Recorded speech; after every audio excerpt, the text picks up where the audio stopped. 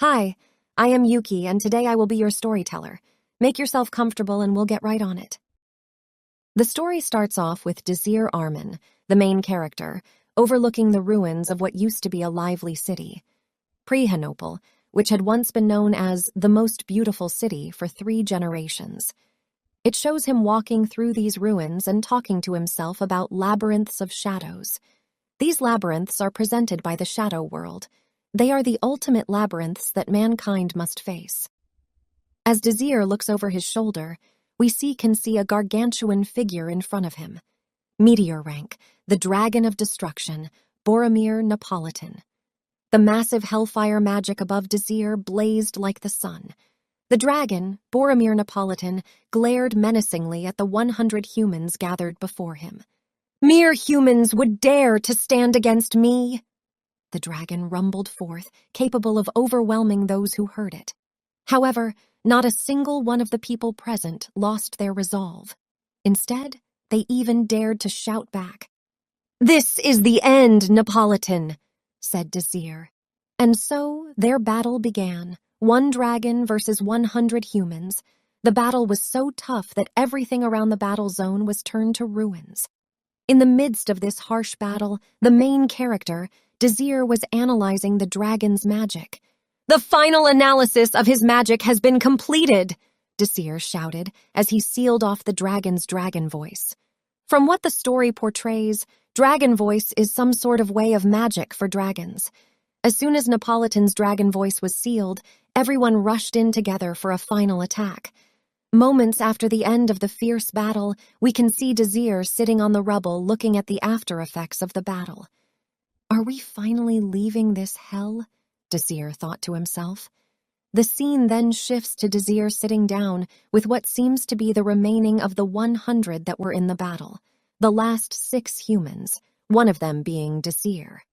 Out of the remaining 5, only 4 of them had their names' titles mentioned.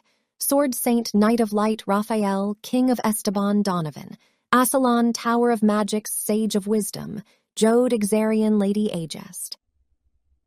All 6 of them gathered around and started talking to each other with joy on their face after finally defeating a race known to be impossible to kill. As the 6 of them chatted, the King of Esteban, Donovan Assalon, says, "I wonder why the message hasn't been broadcasted yet."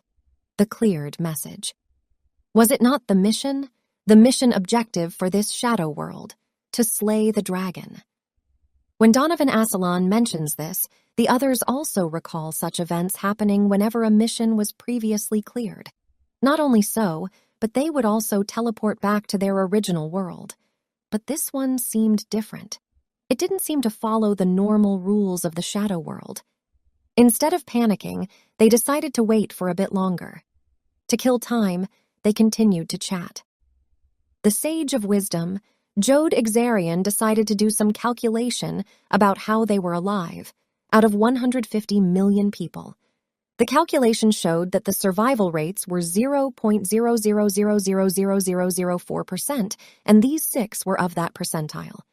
As they continued chatting, the subject changed to Jode Exarian questioning Desir about how a Tier 3 magic circle magician was able not only do a complete analysis of the dragon voice magic pattern, but also seal it.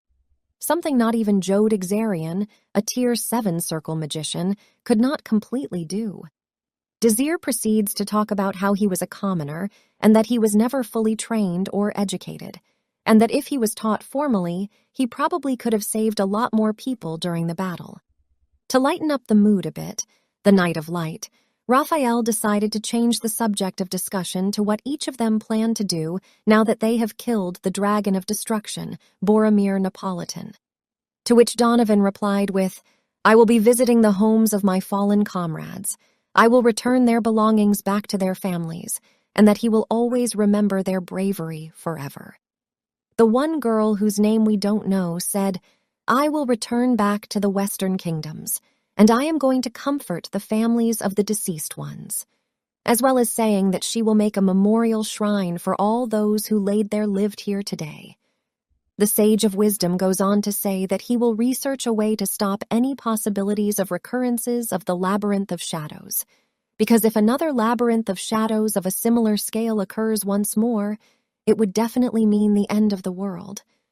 Raphael asks Lady Agest what she would do, but Lady Agest just remained silent, not willing to share what she would do afterwards. Raphael understood and moved on to asking Desir, as Desir was about to answer Raphael.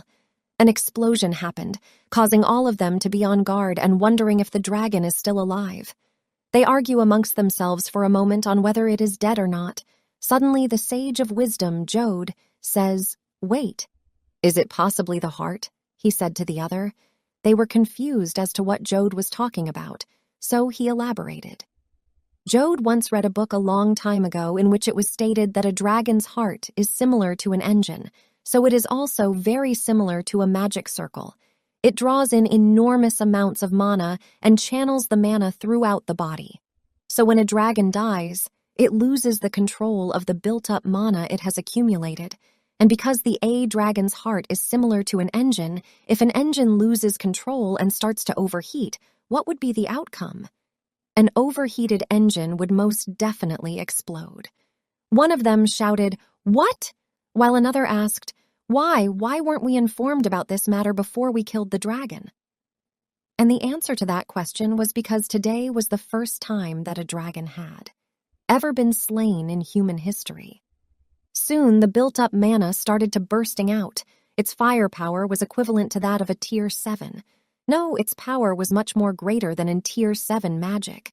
It was so powerful that even the Sage of Wisdom said that it couldn't even be considered magic, as it was incalculable. As things were coming to an end, they closed their eyes and started to prepare themselves for death. Everything turned white. When Desir opened his eyes, he looked much younger than he looked before the explosion. The chapter came to an end with a confused Desir. Chapter 2. All right, let us get straight into the second chapter of this manga. The chapter starts off doing what Chapter 1 failed to finish. What happened after the explosion? We don't need sleep, we need answers. So, as we saw in the last few panels of Chapter 1, as Desir opens his eyes, he sees himself in a mirror, looking over 10 years younger than at the start of the chapter. In the first panel of Chapter 2, we see that Desir is in shock and confused as to what has happened. He says to himself, "Huh? What is this?" The scene then changes. Voices, chattering in excitement, filled the air. He lowered his hand and surveyed his surroundings. A massive chandelier, gilded with tens of sapphires, lit the room. Hundreds of students dressed in black uniforms surrounding an antique stone shrine. As Desir glanced around in confusion, he realized, this looks familiar. A young boy, eerily familiar, stared back in confusion. He had deep black eyes and bright red lips. His face wasn't quite handsome, but he had a bit of a childish charm to him. He sat, confusion and doubt racing through his mind, until a sudden ringing disrupted his thoughts. The ringing of a bell attracted everyone's attention back to the front. A beautiful young woman dressed in a professor's black uniform smiled as she ascended the stage. The woman was Havrion Academy's Professor Bridget. As the music ceased and chatter died down, the woman began speaking. "I know that many of you have gathered here today in hopes to attend our academy. And for that reason, I can't express enough gratitude for your determination." She paused and drew a deep breath before continuing. As she paused, you could see students starting to talk about how sexy she is and such. Default simping. Remember, kids, simping won't get you anywhere in Live but Brokefile. As the simps continued to simp, Desir, on the other hand, was a stone statue, staring at the woman intensely. At first you might think he simping too, but no, he the MC. Instead, what Desir was actually doing was gathering his thoughts. It should have been the first time Desir was seeing her face, but instead, she seemed strangely familiar. Suddenly, sexy Bridget used shout, which was super effective. She shouted at the simps, saying that she can hear everything they are taking about and that they should stay shut as their queen talks. She then catches her breath before continuing as if nothing happened. Her facial expression stiffens from a face of greeting to that of someone delivering bad news. She says, "Following the normal procedures, all of you will be taking the traditional entrance exam." And after the exams, we will only be accepting the top 600 students into our Havrion Academy. As soon as she finished her sentence, everyone was in confusion due to the exam, which they were never informed of. Bridget then said, "The entrance exam will be..." As Bridget was about to announce the contents of the exam, it seemed that Bridget wasn't the only one who knew the contents of the exam. As Bridget announced the contents, Desir whispered them to himself at the same exact time: to clear the mission objectives within the shadow world. Soon after, we can see that our dear main character is going through some sort of grieving coping mechanism.